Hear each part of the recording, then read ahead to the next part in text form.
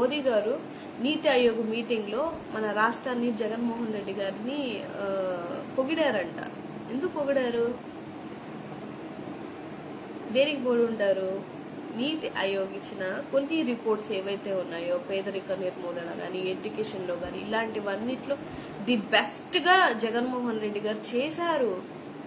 మిగతా స్టేట్లు కూడా ఒక అటెన్షన్ ఇచ్చే విధంగా ఆయన తీసుకొచ్చిన పథకాలు కానీ లేకపోతే ఆయన తీసుకొచ్చిన ఎడ్యుకేషన్ సిస్టమ్ లో మార్పులు కానీ హ్యాట్స్ ఆఫ్ అంటూ మన స్టేట్ వైపు అసలు మీకు గమనించారో లేదో తెలియదు కానీ ఏ స్టేట్ లో ఎలక్షన్ జరిగితే ఇంత హై టెన్షన్ తో ఎప్పుడూ లేరు. ఒక ఆంధ్రప్రదేశ్ లోనే రిజల్ట్ ఏమైతుందా అని మిగతా రాష్ట్ర సీఎంలు కూడా ఎదురు చూసినటువంటి సిచ్యువేషన్ ని తీసుకొచ్చారు ఆయన.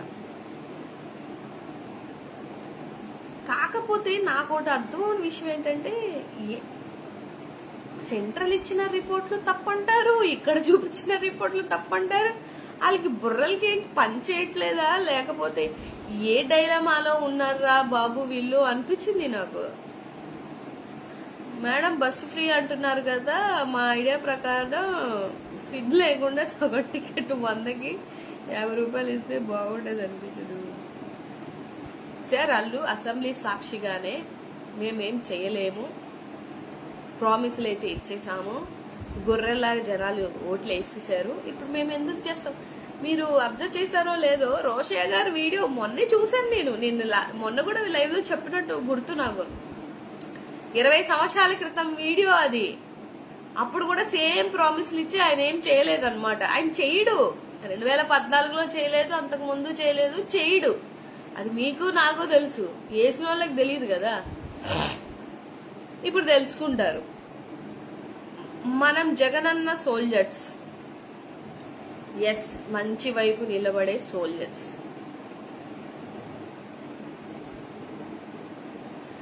జగన్మోహన్ రెడ్డి గారి పరిపాలన గురించి ప్రజలు ఇప్పుడు తలంచుకుంటారు. తలంచుకోవడం ఏంటి, నెత్తి బాదుకుంటున్నారు. నేను కొన్ని వీడియోస్ చూస్తున్నాను కదా, మీరు కూడా చూస్తున్నారు అనుకోండి. అఫ్ కోర్స్ జగన్ ఉంటే ఇట్ట చేసేవాడా, జగన్ ఉంటే ఇలా చేసేవాడా. విజయనగరంలో ఒక జవాన్ హౌస్ పడగొడితే వాళ్ళ మమ్మీ అడిగారు ఈ విషయం, జగన్ గారు ఉంటే ఇట్ట చేసేవాడా అని. In the same time same విజయనగరంలోనే అనుకుంటాను, ఆవిడ పక్క టీడీపీ, ఆవిడే కూడా ఇదే అని 20 సంవత్సరాలు నేను టీడీపీకి ఓట్లేసి నేను ఓటేసినందుకు ఇట్లా చేశారా, షాపులు లేపించారా, లేకపోతే ఇళ్లను పగలగొడతారా అని చెప్పేసి ఆవిడే మాట్లాడుతున్నారు. అంటే వాళ్ళ బ్రదర్ ఎవరో మరి వైఎస్ఆర్సీపీలో ఉన్నారంట. అంటే కొంతమంది మేధావులు మహానుభావులు లైవ్ లోకి వచ్చి అప్పుడు చేయలేదా మీరు, అప్పుడు చేయలేదా మీరు అని అంటే, అప్పుడు ఏంటి చేశారు? ఇలా ఘోరంగా అడ్డగోలుగా జగన్మోహన్ రెడ్డి గారు ఏమన్నా పడగొట్టారా, పడగొట్టిచ్చారా? లేదు కదా. ఏమో మరి, నేను కూడా ఉన్నాను కదా ఆంధ్ర రాష్ట్రంలో, లైవ్ చూస్తున్న వాళ్ళు కూడా అందరు ఉన్నారు కదా. ఇది 55 రోజులకి ఇంత ఘోరాలు చేశారా వాళ్ళు? ఏమన్నా వస్తే వీడియోస్ వస్తాయి కదా. ఒక 5 ఏళ్ల క్రితం అయితే ఆండ్రాయిడ్ ఫోన్స్ అందరికి ఉన్నాయి, ఫేస్బుక్ లైవ్లు అందరికీ ఉన్నాయి, అంతా ఉన్నాయి కదా. అవి ఉంటే బయటకు వచ్చేవే కదా. ఏదో 1, 2 చెప్తున్నారు, ఆ 1, 2 కూడా శిక్ష పడ్డాయి కదా వాళ్ళకి. వాళ్ళేమి ఫ్రీగా ఏం లేరు కదా, వాళ్ళు జైలుకి వెళ్ళారు కదా, 6 నెలలు జైల్లో ఉండి వచ్చారు కదా వాళ్ళు కూడా. అంటే ఇక్కడ పార్టీలకు అతీతం కాదు, పార్టీలను పక్కన పెట్టి ఒక హ్యుమానిటీ గ్రౌండ్ లో ఆలోచిస్తే బాగుంటదేమో అనిపించింది నాకు.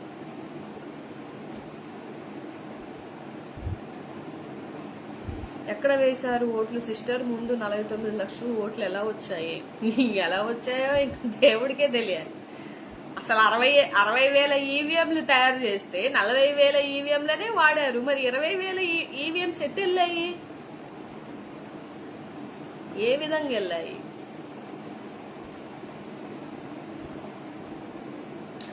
ఈ 5 సంవత్సరాలు భరించక తప్పదు. భరించాల్సిన అవసరం ఏం లేదండి. గెలిస్తే ఏంటి, గెలిస్తే చంపేసుకుంటూ వెళ్ళిపోతారా? ఎందుకు భరిస్తాం?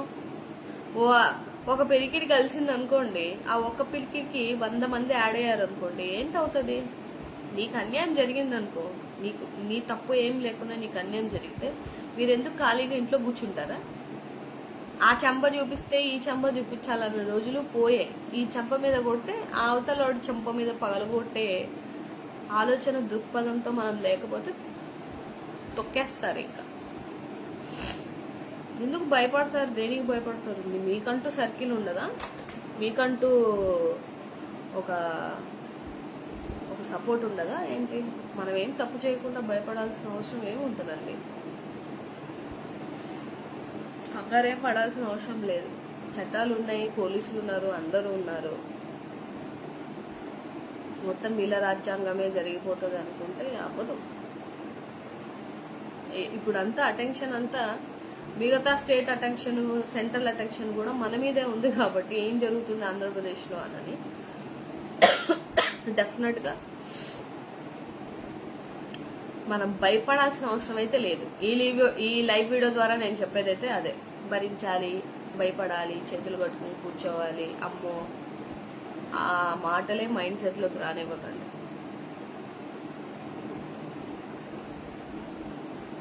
పథకాల నేమ్స్ మార్చారు గాని ఒక్క పథకం కూడా అమలు చేసే పరిస్థితి అయితే లేదు.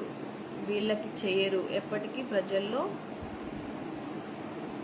వచ్చింది సిస్టర్, వ్యతిరేకత వచ్చింది సిస్టర్. తెలిసిందే కదా బ్రదర్, పథకాలన్నిటికీ మన పేర్లే మార్చుకున్నారు. పోనీ మార్చుకున్నందుకు ఏమైనా చేస్తున్నారంటే ఏమి చెయ్యరు వాళ్ళు. ఇప్పుడు చాలా మంది మన వాళ్ళు కూడా జగన్మోహన్ రెడ్డి గారు నిన్న బుగ్గన గారేమో ఒక మాట చెప్పారు. ఏంటంటే